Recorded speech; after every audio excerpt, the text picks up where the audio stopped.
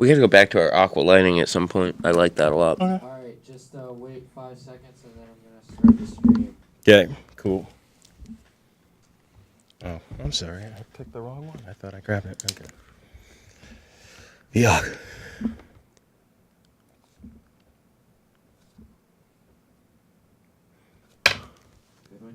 Hey guys, we want to welcome you to this week's edition of the Get Your Geek On podcast for the week of October 20th, 2017. We are your hosts, as always, Chuck Keywatts. Robert Dokes. And I'm Anthony Arsenio. Bringing you the latest and greatest in geek and Hollywood pop culture for the week of October 20th. Not too much of an eventful week this week. We got a couple new trailers. Obviously, the CW shows are back and kicking. A couple other shows premiering this week. I love that fall TV is back in full swing now. So happy. It really is. Those summer months are really, really hard to get through because it's not even like you have Saturday morning cartoons anymore. You literally have nothing to hold you over unless you're one of those reality TV buffs. It's Big Brother's on. No. Stopped watching that show 10 years ago. But needless to say, we're going to start this week as we do every week during the fall and spring TV shows with our special segment, Sweekly, where we take a look at the best DC TV shows on TV, and that is Flash, Arrow, Legends of Tomorrow, and Supergirl. And started off with a relatively weak Supergirl episode. I feel like it was kind of just filler. Did you guys catch it? Par for the course. Yeah.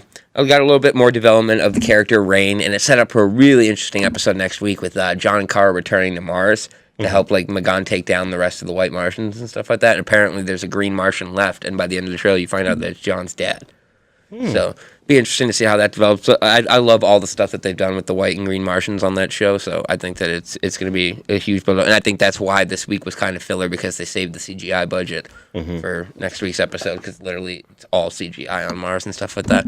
But needless to say, it was, I give it a B for this week, so nothing really too eventful to talk about there. Moving on to Flash, though, we got our first Barry Allen fully returned to form as the Flash, and I gotta say, I love the lighter tone. He's kicking ass. I love that it went back to that season 1 feel. They really were serious about that. It just kicks off feeling fun. The new suit, though, is awesome. We got the callback to the Fat Flash when the suit inflates, but all the new tech in it. I wish they kept the lenses, because I know they got rid of all the tech at the end, but Right. I wish they kept the lenses. I feel like those would have been helpful cool. against Top or Yeah. something like that. So They just look so cool. they on the really suit. did.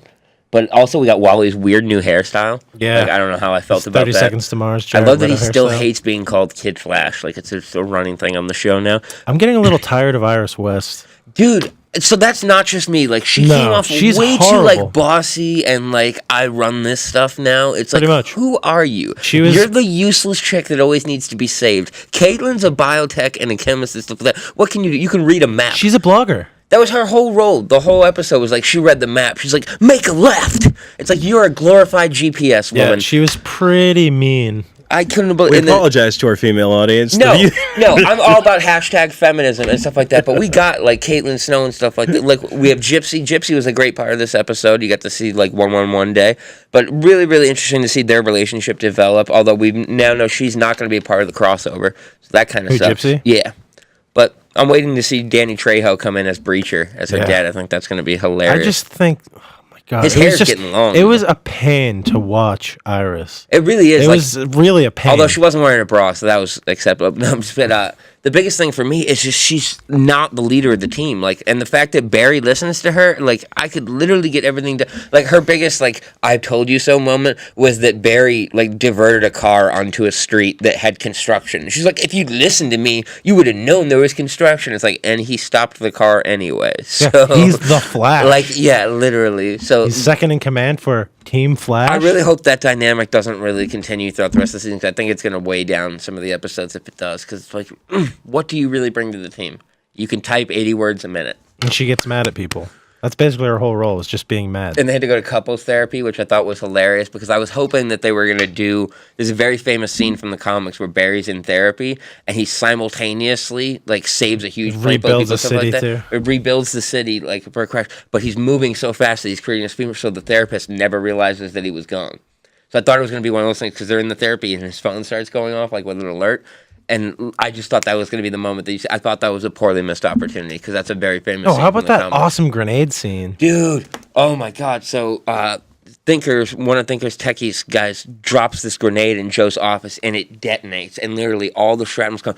Barry comes in out of nowhere and slow-mo scoops up every single individual piece of shrapnel. And gets out of there. Because he's like he's not in the suit or anything like that. And gets out of there before anybody, like he got one just as it's about to get to Joe. But it was like an insane sequence because they were literally standing on top of it. So it was like a millisecond. It was gorgeous. Like they're saying So like well his done. speed now is so much faster than he ever was before. Like you saw him struggle to catch bullets in the previous seasons. Yeah. This was literally point blank range, a grenade on top of them, and he got in milliseconds and scooped up like hundreds of pieces of shrapnel. It was so well shot. that's pretty The cool. special effects were absolutely incredible, but it's just elaborating on what they said last week, where he's like so much faster than he ever was before. Like it's insane. He really is the fastest man alive now, And which thank I love. God. It's about time. It really is. Like Wally can't even keep up with him anymore. It's bad. And like they had tried to make Wally seem like he was the fast one last year. So really, really interesting what they do with that. The Thinker is already becoming one of my favorite villains. Just the look of him, like that cold, emotionless thing. But just like they have him finishing like a famous unfinished symphony while he's just trying to like put together everything. But it looks like he's assembling like his own little team. I want to know how they got powers because they have Kilgore as the villain this week, and he didn't get his powers from the particle accelerator. He was like totally aware when it that's happened. the big revelation this week. Yeah. But then they make that revelation one year, and it was a slight crossover with Arrow. They were fighting a metahuman, and they were like Blackout. Well, it wasn't Blackout. It wasn't Blackout. It was somebody else. I think it was Rainbow Raider. Rainbow Yeah. Raider. It wasn't Rainbow Raider. It was That was somebody the else. first ever crossover with Rainbow Raider. First ever crossover was Rainbow Raider, but there was a specific episode of Arrow where they had Cisco come on for like 2 seconds because they were fighting a metahuman. They didn't know what exactly to do, and it was somebody that was released in a later episode. Okay, I don't know who it is, but yeah, that was a weird revelation. Is that the guy that becomes Solomon Grundy? I don't know. It's not. It was a guy with eye powers for some odd reason, and Oh yeah. it was the Atom fighting him. I mean, if it was after the Flash first aired, then he probably just came from Central City. Yeah, He did come from Central. No, but he was. They said the weird revelation of this episode, and people out there back me up. It was an episode of Arrow, and they said the whole point is he got his powers before the particle accelerator. Oh, interesting. So he wasn't even near Central City at the time. Huh. well, it'll be interesting to see what they do with that. One of the bigger revelations from set photos released this week is that the crossover finished filming yesterday, and we have the identity of the Flash from Earth X, and it is Tom Cavanaugh. So it'd be interesting to see him I back wonder, as the is he Reverse Flash. playing Eobard Is he or Barry? Wells? Is he Barry? It's just another excuse to get him back in that suit, which I am all about. So it'd be really... Also, a real strong lack of Harrison Wells in the last 2 episodes. Yeah, I'm really sad. So Harry's back this week, though, so we'll Thank get him God. back. And I mean, apparently he has a really cool story arc for the season, so I'll be really interested to see what they do with it. It's just incredible how they find a way to reinvent a new character for him every season. Like, it really speaks to the He's quality necessary. of I the really writing. feel like there's a huge hole when he's not around. Right, and they find a way to make his character matter. Like, he's not just some useless dude on the sidelines, you know what I mean? And even when he is, he ends up being pretty important. Right, so really, really interested to see what they do with that. I love the fact that the Earth X, like the extra S on the suit for the Nazis and stuff like that. Just excited to see the Reverse Flash again. It's my favorite villain there is. Did anybody watch Arrow? I did not. Are I watched you the, gonna I watched refer the to the name over drop. too? Are you talking about the referring name to drop? the name drop of Bruce Wayne in the universe? That was huge. Is that what happened? Yeah. Oh, you didn't hear? So, like, the big reveal on Arrow, if you're not following along, is that Oliver was revealed to be the Green Arrow of the city, and he's trying to deny it. And he's like, oh, pictures can be photoshopped and this and that. And then he goes, for all you know, it could be Bruce Wayne under that mask. He goes, does he moonlight out of Gotham City? Like, it was a direct Batman reference. And then on top of that, with the Flash on the same night, having the Babel reference in the suit, like he has to overcome the Babel protocol, where the suit's going to detonate. There is no way that is, like, just coincidence No, to have but- two huge Batman We're gonna get a references. Batman? Well, even outside of that, like when they first did the crossover with the episode, they did name drop him in the episode of The Flash. Oh, on the And, and on the newspaper, too, it's Queen Industries and Wayne Enterprises. merged. He also had his phone in Flashpoint, As right? Bruce, As yeah. Bruce, Bruce, Diana, Hal, Clark. Diana, and Dad. Yeah. Clark and Dad, yeah. But there's no way that's just incidental. Like 2 episodes the same week, dropping massive Batman references. Are we gonna get a Batman? Dude, they gave us Superman. They said we were never gonna get Superman. I mean, if if Kid Flash is going to go over to Titans, we need to have a Batman because there's a Nightwing. Dude, I think it's going to happen. I think that this is how they slowly like drop I wish Easter they would eggs just for stop Superman. making movies and put all their money into their TV shows. Dude, imagine what Flash would do with like a $20 million an episode budget. Ugh. Speaking of budgets, the Game of Thrones final season, the budgets have been announced, $20 million per episode. That's awesome. That's insane when you think about like a TV show, but then when That's you realize $180 million. that's $180 million for an 8-hour movie. Think about that. If you were to make an $800 million movie, like that's what you'd get blockbuster. So that's actually a pretty decent, like when you scale it to the scope of what this season's actually going to be. But that's pretty crazy to me. So yeah, wrapping things up for Flash, we got like the nice little after sting with the Thinker wanting to assemble his team. So it'll be interesting to see what they do with that. Legends had a pretty good episode this week. They went back to P.T. Barnum's circus. They had to like hunt down a saber. Billy Zane. Billy Zane. We got some great Titanic jokes from Victor Garber and stuff. And more than anything, we got introduced to a new villain, Kuwasa, who I think is someone on Vixen's radar. But Vixen got to see her modern day granddaughter fighting and kicking ass in current times. They're doing a whole lot to build like the whole Rip versus the Legends thing, like his Time Bureau versus Legend of Tomorrow, like who's going to fix it up quicker. I mean, he's kind of on their side anyway. I know, but I can compare it to like two maid services competing over calls. Yeah. I will get there first and climb it with lemon pledge. Except this time it's the Legends once again being stupid that ruined everything. I like that Ray Palmer's got new versions of his tech that can like make other people shrink. Oh, he's and fully he can Iron shrink. Man now. Yeah, like which I really like. He even has repulsor rays. He's got repulsor rays. He's got the gloves, and now he can make other people shrink and stuff like that. It's really cool. Oh boy! And I love Citizen Steel getting drunk and starting a bar fight with a dude, and then stealing up every time the dude hit him, And kind of outing everybody. yeah. Oh yeah, he goes, this guy gets teeny weeny, and this guy gets on fire and flies. It was. We both have flight, actually. Yeah, he does say that. They both actually have the power of flight. I apologize. But really interesting dynamic with him and Amara again. I really like that whole relationship. I love Sarah as the leader of the team. Like, she's just badass. Like, I really wish her character could go more into the other shows. I feel like she's a great character. Yeah, Katie Lotz is Just they didn't. She was really for the seasons of Arrow that she was on, underutilized, and because they were trying to build whatever. I'm just dying to know now. I couldn't stand her on Arrow, and now I do like her on Legends. Like, but they're I really already couldn't stand phasing her. Firestorm out. Like, Firestorm is not active much. Now that you know Garber's leaving, it's like, what are they going to do? Like, it's like Martian Manhunter syndrome, where you have, like, one of the most powered-up heroes, and you have to keep finding ways to take him out of action. I mean, Because otherwise- Ronnie's gone. There's still Jason, right? Yeah, but it's just like, how many times can you pull that? Oh, there just so happens to be one other guy. Yeah. Like, but I don't know. It'd be interesting to see what they did. Comic book logic.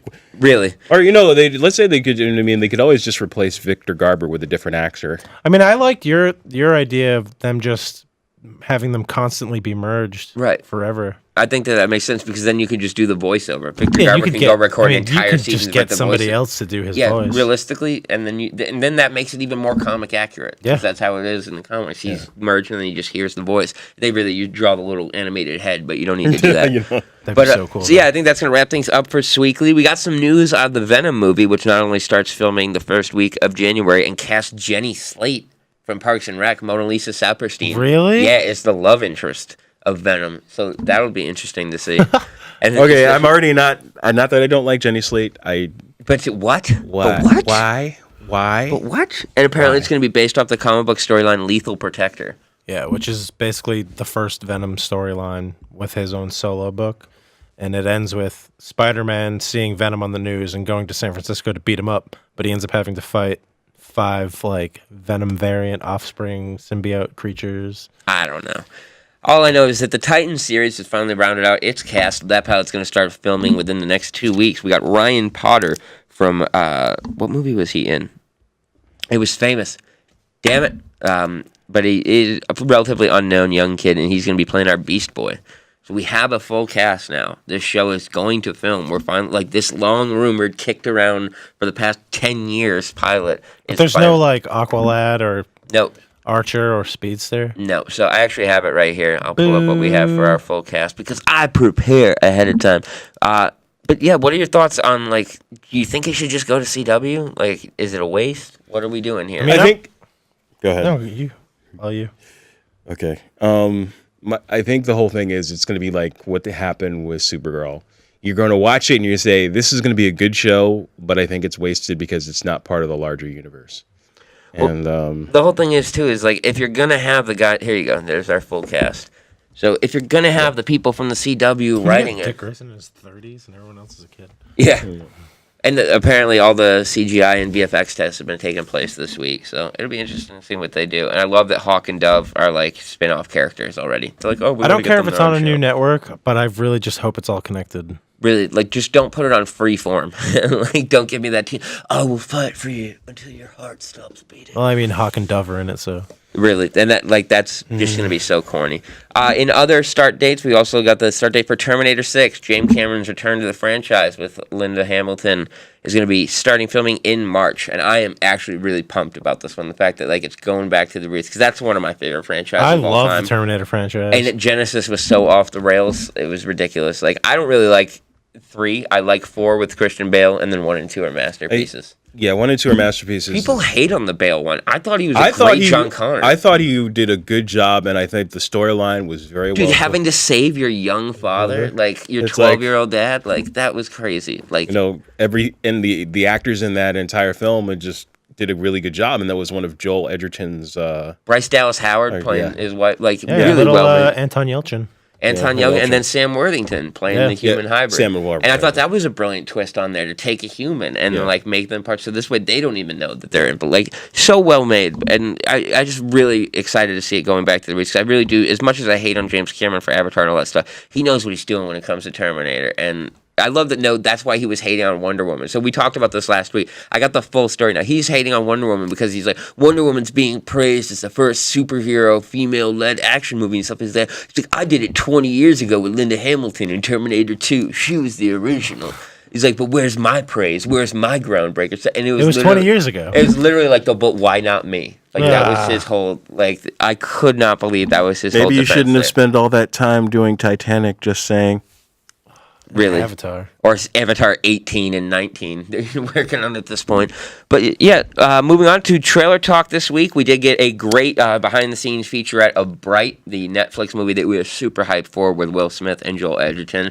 Great new footage showed in that one, and I'm super hyped for the trailer next Wednesday. Now, Robert, I think you're on the same level of excitement for this as me. Like, this is... It could be potentially game-changing, because not only does it look like a great movie overall, but the fact that it's the first $100 million Netflix movie that's not going to theaters. And like, this is complete, like, Lewis and Clark territory here. This has never been done before. Did you say Lois and Clark? No, Starring Dean Cain. Lewis. Starring Dean Cain. But I mean, this could be huge. So it's Bright on Netflix, starring Will Smith December and Dean 22nd. Cain. Yep. No. Joel Dean Cain. Yeah, Dean Cain is going to be in there. He's returning to his classic form of mopey, overpaid actor. As the best Superman, you mean? So I'm really, really excited for this movie because I hope it does well. Not only do I hope it's a great movie, but I hope that it really does well and gets out there, because I think it'll allow movies that would never get made by a Hollywood studio to start getting made. And especially in this sci-fi superhero genre, which Netflix seems to be turning to, buying Millar World, making movies like this and stuff like that. I think that there's a lot of creativity that can be done, and some great series. Raising Dion that we talked about last week. Like, this is all a new territory for them. I feel like there's certainly, because right now, I mean, they're in the red. They need they're raising their prices of subscription. I think it starts next month. I feel like they're going the Netflix? opposite of Marvel, whereas Marvel is so self-controlled, and Netflix is just like, okay, you can just do it and stuff like that, where they're going the opposite, where it's like more like smaller creators where they can have more of a say in what they want. They know, and that's the great thing, but again, it's the matter of how much money they're sinking in, and that's where we're seeing the raising in prices. Where's the money? I'll tell you, they just released today, they're investing $8 billion in their new anime services. Whoa. $8 billion with a B. That's crazy. Into anime. And they just did the $1 billion for TV budgets, right? Yeah, like, that is crazy. That's nuts. They're launching more than 20 new anime shows. That's crazy. Yeah. $8 billion. $8 billion. That's not a joke. Okay. So this is where, because I do watch anime. What? $8 billion. Got to compete with that Crunchyroll. Oh, but I have a subscription to Crunchyroll too. But the idea is, like, even this is where you're paying. Crunchyroll is not, basically takes their stuff from Tokyo directly and plays it a few hours later. This is more like along the lines of, we're going to develop our own series and make you watch it. That's crazy. And force it down your throat, and that's why we're raising your prices. And it's like they're in the red, and there's. I think I would pay up to $20 a month for Netflix. It's to make worth its it. library 50% original from anime to M&A. Okay, not just anime. It's like No, it's where they're banking most of it on anime. Oh god! Like literally $8 billion for like Gundam Wing style shows. That's awesome. I think it's creative, but it's just like It's crazy. lot of money. $1 billion. I know, Okay. That really is some doctor. Like, did you see South Park last week? It was the Fractured Butthole prequel. They basically made fun of Netflix. They were like calling Netflix, and he's like, "Hi Netflix, we've bought it. You're greenlit for 6 episodes." And it's like that's how they greenlit the post. Like, what's this show about again? After they've already signed the paperwork and everything, it's literally Netflix will give a show to anybody. So it's just hilarious. That's what it feels like at this point. Like I could just call it, be like, the Get Your Geek On podcast would be a great Netflix series. But they're killing it. Yeah. They really are, because people watch it, because there's nothing better when you're drunk at 2 a.m. Yeah. to just suddenly that's where I realize it's like you just fall down a hole. Like I'll start watching a documentary, and then it's like the people that watch this. I just watch the same like 5 shows over and I over watch and Hulu over. a lot more though. I've noticed though than I watch Netflix. It depends on. I kind of can't stand Hulu. Like Hulu has things that you can watch, and Netflix has things that you can watch. But I like going to Netflix more because they have more of the content that I like. Netflix has the stand-up comedy specials, which that's like the big thing for me. And the just way better original shows. But lastly, on Netflix, is Marvel taking a big FU swing by announcing that they're dropping The Punisher on November 17th, which if that date sounds familiar, it might be because Justice League just so happens to drop on November 17th as well. Just so happens to remember that this is not the first time this happened. If you remember Batman and Superman and Civil War were originally supposed to open on the exact same day. So Marvel has not got qualms with stepping right up and like, hey, we're going to take some viewers away from you, however we Well, can. it's not even that. It's like, hey, did you just come out of that midnight showing of Justice League? Guess what's on? Guess what's on now? Punisher. You're not going to sleep for a day. Really? They might as well just your Netflix subscription should come with like a form letter to call out of work. Like, dear employer, you're a glorified loyal subscriber. Yeah. Well, I mean, not waiting is like, waiting to watch it is the hardest part, because if it's on there, like you're gonna want to go home and just watch it. And the fact that this is going to be like hard R, like this is a different step from the other Netflix shows. I'm really That's my problem with Stranger Things, because my plan with Stranger Things season 2 is just to binge it on Halloween night. That's a damn So good like idea. that waiting, that like 4-day wait is gonna kill me. It's coming out. Comes out on the 27th. And then, so this 27th, 28th, 29th, 30th, and the 31st. So that's a 5-day wait that I'm just going to be yanking my hair out trying to avoid spoilers for Stranger Things. Why would you just see it the day it comes? I don't want to. Just want to watch it on Halloween. I have no plans. I'm just going to sit down with the girl, watch Stranger Things for 8 hours, enjoy my night. Like, I'll take it. That happened when season 1 came out. I avoided it for like the first month it was out. And then I watched the first episode just to see if I liked it. And then it was 4 o'clock in the morning, and I was finishing up the 8th episode. Yeah. It's pretty awful. Yeah, no, you will. That's a show that will take away many people's lives. I'll take it. And I'm looking forward to that. I'm so looking forward to that. I know, I can't wait. But I bought something to sate my palate. I got a Nintendo Switch that comes out on the 27th. So I'm just going to play that for 5 days. Oh, what are you going to play? Super Mario Odyssey comes out on that day. Use my discount. Did. You did? Yeah. 55333. Yeah, 555. No, 55333. You heard it here first. Yeah, there. Oops. No. Yeah, Super Mario. I played the demo, dude. I had so many doubts, and then I played the demo, and I was like, yeah, I'll buy the Switch. And I bought it like right there. It was so good. I would have told you to go Breath of the Wild, probably. Oh, I have it. I have it for the Wii U, so I've already played it. So that's going to be my second game. Nice. So in some movie news, we did get announced that the Skrulls will make their film debut in X-Men Dark Phoenix. Nah. Nah. What? All right. Yeah. Well, Yeah. that's not even the correct villain. I know. Like, that's why I just heard that. I was just like, what? I'm sorry. That's not. Now, just excuse me. No, apparently the Skrulls are, like, seeking out the Phoenix Force for themselves. Boo. Yeah. Boo. Like, and I'm an X-Men fan. Like, I was one of your last remaining fans. So, Now out I of just sit all back the because I'm like, there people- goes Secret Invasion. man, it's like Fox. Are you really just trying I to? feel like that's the skew back for Fantastic Four cutting the comics off. I feel like Yeah. that's what that is. They're like, oh yeah, really? You guys are gonna do Secret Invasion? No, we're gonna ruin them.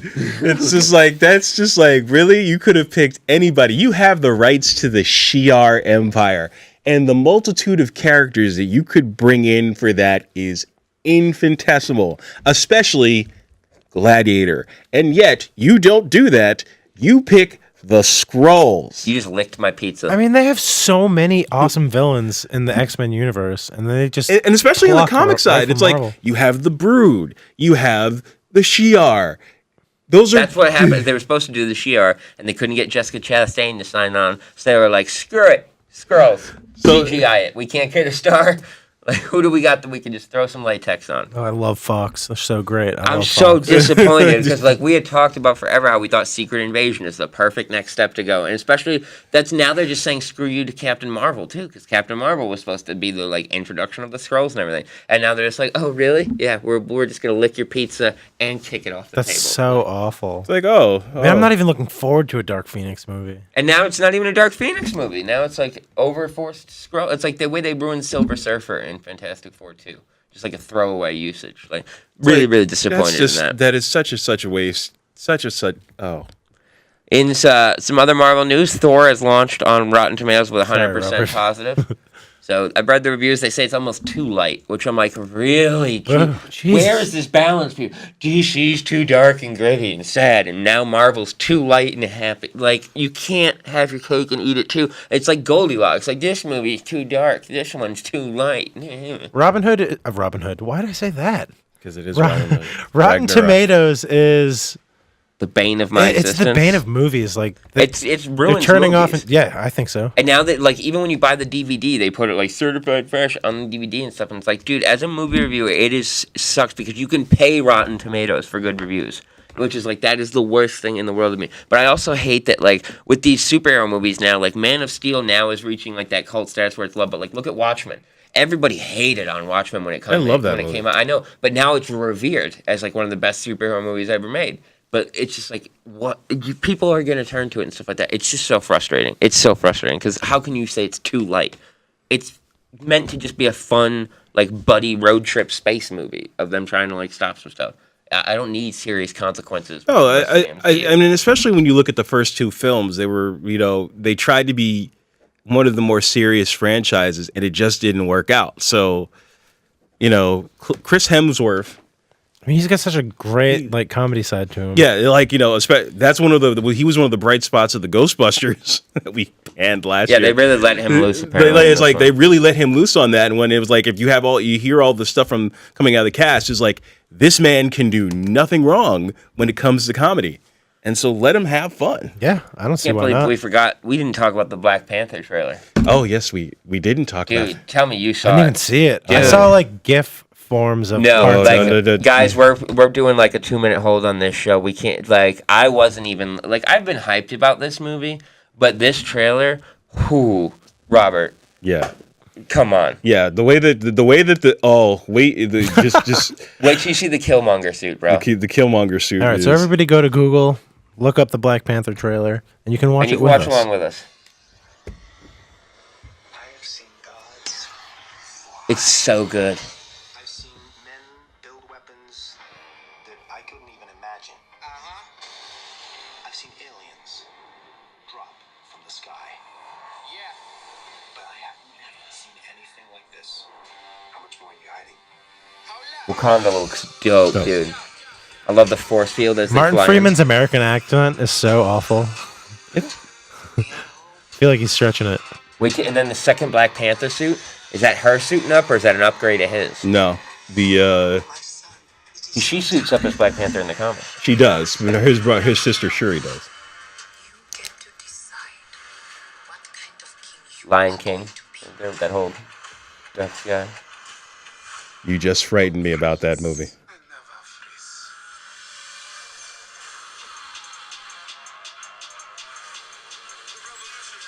So Killmonger breaks Claw out.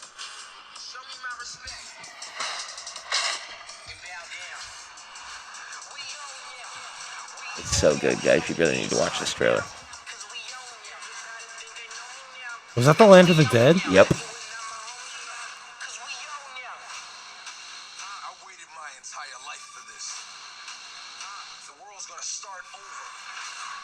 Now we'll burn it all. What happens now? Here it comes. What happens Boom. Yeah. to the rest of the world?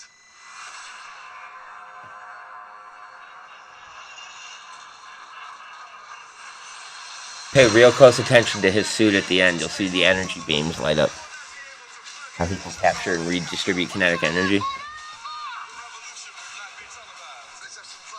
His sonic cannon, bro. They put it in. Mm. Boom, boom, boom, boom, boom, boom, boom. There's a lot of Black Panther versus cars in this. Yeah. Huh? Watch right here. Whoa. You see the suit lighting up? Boom. That's it.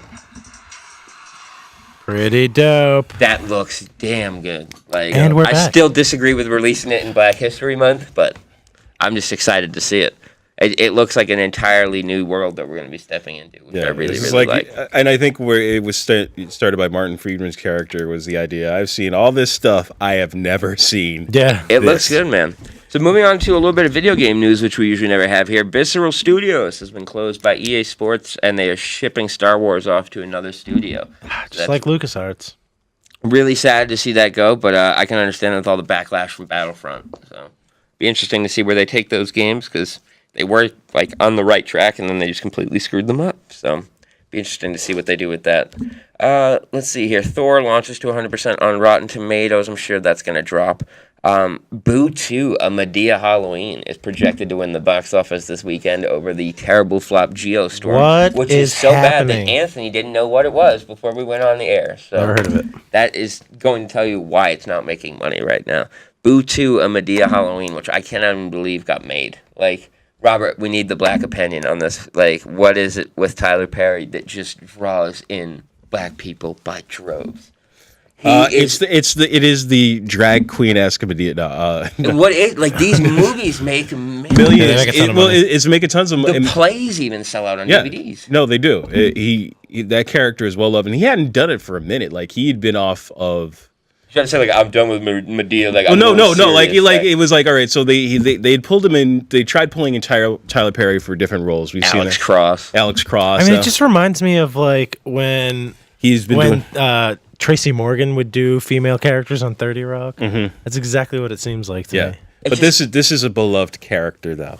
It's just like there's no white equivalent. It's not like Carrot Top is out there. No, the white equivalent would be Mrs. Doubtfire. Mrs. Doubtfire was a one-off. Yes, thing, but the idea is again, it's just like that's the kind of character. If we could have had a Mrs. Doubtfire too, and Robin Williams, he's made 20 Madea movies. Like, how is that character? Is there legitimately 20? Yeah, and then there's like 10 plays. Yeah, like it's crazy because every one of them gets like 3 sequels. Yeah. Like Madea goes to jail, Madea goes to Easter dinner, like Madea goes to the colonoscopy. Hey, I mean, if he's making his nut off of it, he was the highest paid actor in Hollywood like 3 years ago. That's like, crazy. He is worth $180 million. No, I'm sorry, $600 million. I don't think I've seen a single one of his movies. Because he's also just production. Dude, and he did a lot of those plays living in his car. Yeah. Like, I was in a lot of black foster homes, and they all had the plays, bro. Like, every one of them had the plays. Like, I knew about Madea from the plays long before he started doing the movies. Yeah. There were plays before there were movies? movies? Yeah, there was like 8 plays before Diary of a Mad Black Woman. Christ. Yeah. And they're all like 3 hours long. Like, that's insane. Yeah, it's crazy. They're all good, though, but... So that's projected to take the box office this weekend. Then, of course, with Thor opening, that'll lose, and then Justice League the week after. So in some quick comic news, the Power Rangers comic book has introduced the original team of Power Rangers from 1969 with a few slight changes. We have our first ever male Pink Ranger, and we have a female Red Ranger and a female Black Ranger for the first time leading the team. So interested to see what they're doing with that. They're launching the series called Power Rangers War, where they're like having every generation of Power Rangers ever that are facing. I wanted to get the deluxe hardcover for Power Rangers Year 1, but it's like $70. Yeah, it's a good series. I've been reading it. Another series that is coming together here that is going to be really, really good is the Flash War that they've announced with Wally against Barry. That's going to be kicking off. Tall Wally, right? Yep. So it'd be really interesting to see what they do with that. Also, a quick announcement that I didn't get to make in the movie news. It's been announced Deadpool 2 will see Deadpool in his X-Force costume at some point. Some pictures were released of him backstage, and you can see the costumes hanging there. And so he's going to be in the gray and black at some point. So there's no Wolverine for X-Force, so who do you think they're going to get? The son or maybe his daughter? I think they go X-23. That'd be awesome. I think because if she's you're gonna have Wolverine. Cable's they've already said they're going to change Cable's origin from the comics. But if you have him as a time traveler, I see no reason you can't pluck her from the timeline. Yeah. That makes total sense to me. And it's like you're not having to worry about any rights issues or anything like that. Like you own Logan and that character. So I'm really interested to see what they do with it. I think X-Force Yet you use the Skrulls.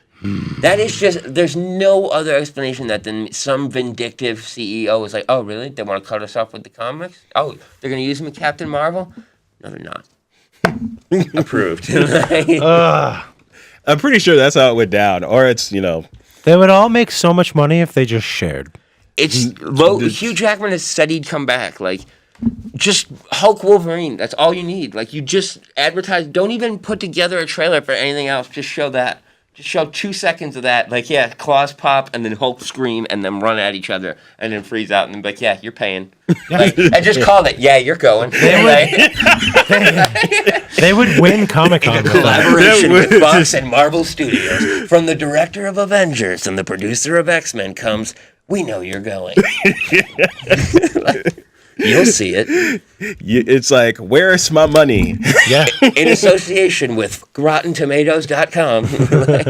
But it would be interesting to see what they... Like, that would be like the Comic-Con announcement 10 years from now. Like, in the announcement you never thought would happen. Worlds collide. A 70-year-old Hugh Jackman. Well, he's already in his 50s. Old Man Logan has been brought back. We froze his head like Walt Disney. Older Man Logan.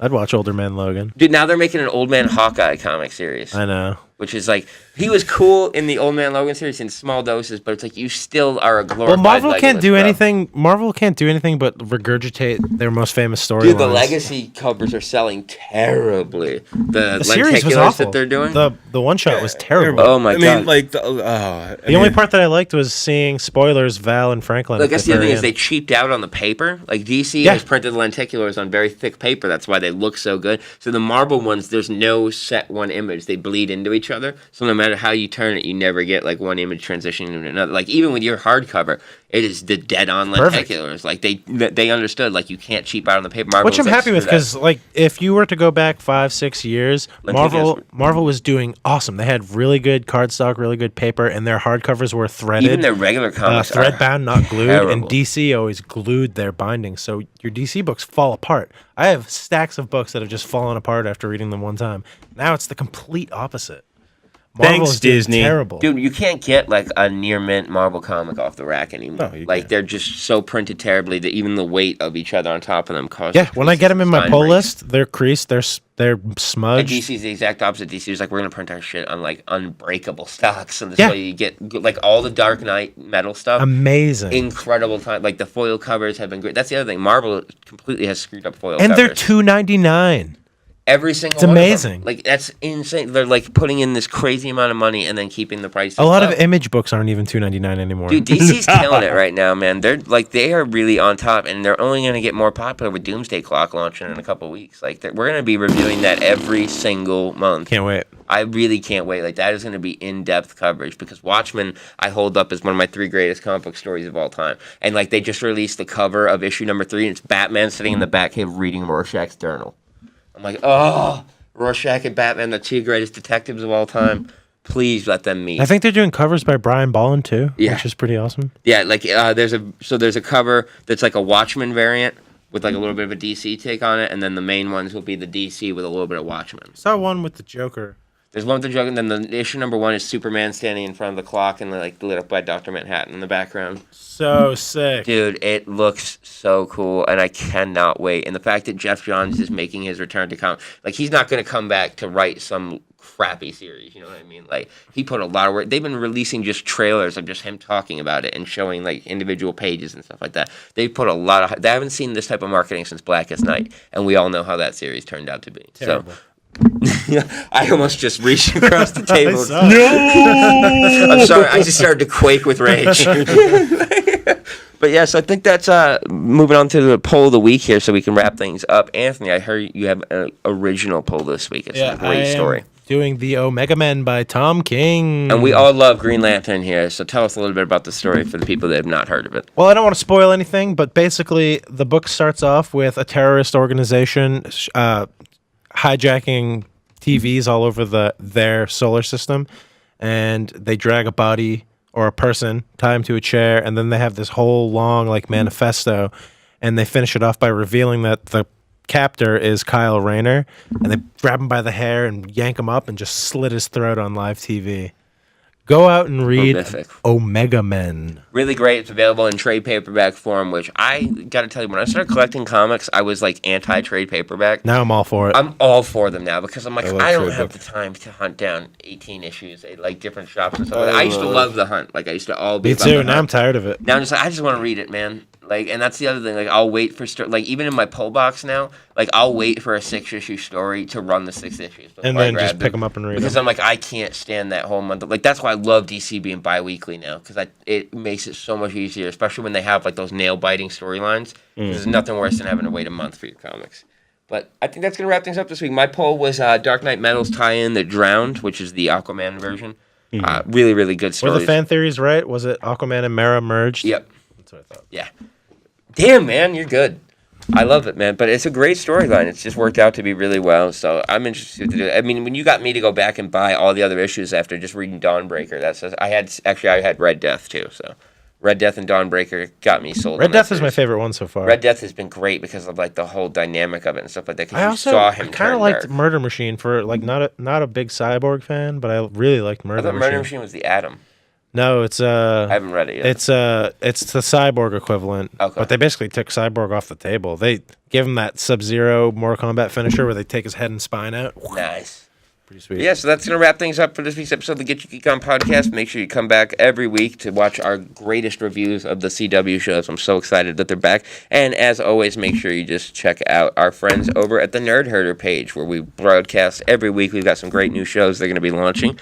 And that's going to wrap things up for this week. Really excited for our Thor and Justice League specials. They're going to be coming in the next couple weeks, boys. And our interview with Mike Zapsik had to be postponed, unfortunately, just because of the fact that he is running a con circuit. And he's going to be running around doing all kinds of press because Comic Book Men premieres this weekend. So make sure you guys check that out on AMC at midnight on Sunday night.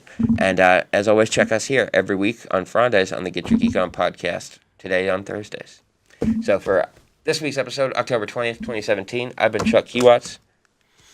Skrulls? Really? Skrulls? And I'm with him. Have a week, guys. That just is such a big F you to Mark. Like, now they're going to have to go back to the